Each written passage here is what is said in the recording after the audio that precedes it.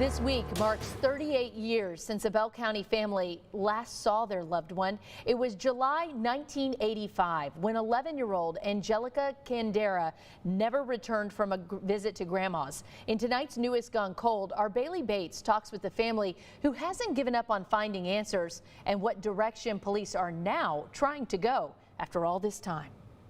The Gandara family Angelica grew up in, just in case after all these years she knows where to go. That's the kind of hope the family has after decades of no answers.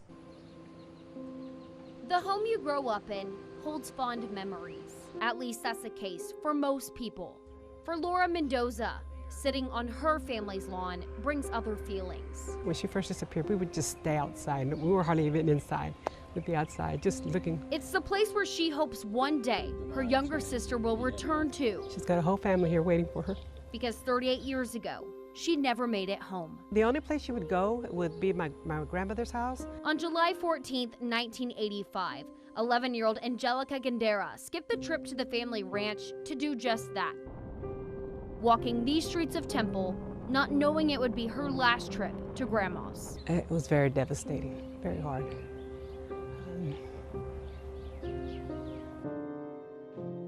It's not, every day that, 11-year-old child just completely disappears, from a city and it's never been heard of for 38 years. Temple Police Deputy Chief Jeff Clark is leading the investigation of the missing girl. This is one of four.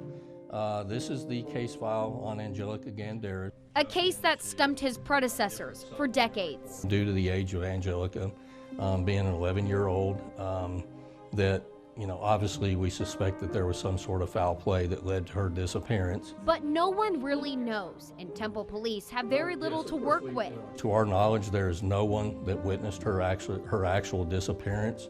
And so there was never any sort of a crime scene located, so there was no evidence found. There have been few leads over the last 38 years, including a questionable vehicle and two suspects. But one stuck out the most. Convicted child serial killer David Penton. Penton lived in Bell County around the time of Angelica's disappearance and was found guilty of killing 5 children.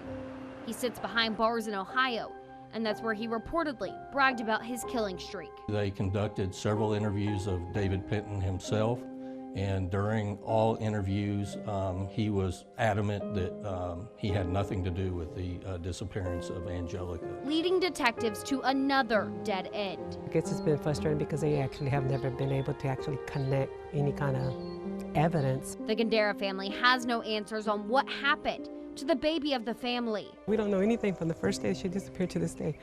Their sweet but timid Angelica, who would now be 49 years old, wanted to grow up and be a teacher.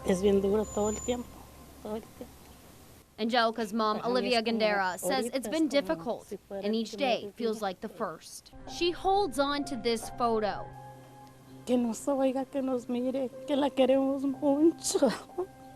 Hoping her daughter knows how much she's loved. And her dad says he wants to give Angelica a proper resting place. It's the fate that the entire family has been forced to settle with, but there is still hope, as Temple Police Department hasn't closed the case. Truly want to bring some sort of resolve and closure for Angelica and her family. Clark says they're considering sending detectives to revisit with David Penton in prison. To at least attempt another interview to see if maybe he, would be willing to give us any kind of information. The Gandara family believes justice will catch up to whoever harmed their Angelica.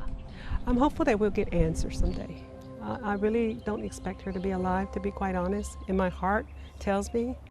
Friday marks 38 years since Angelica disappeared. The Gandara family has flags in their yards for her honor.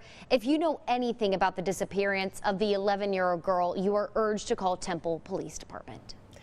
Bailey, thank you so much. And Temple is still a small town. It was back in the 80s. And so if you know anything, please come forward. You can learn more about other cold cases in Central Texas on our website, kcentv.com.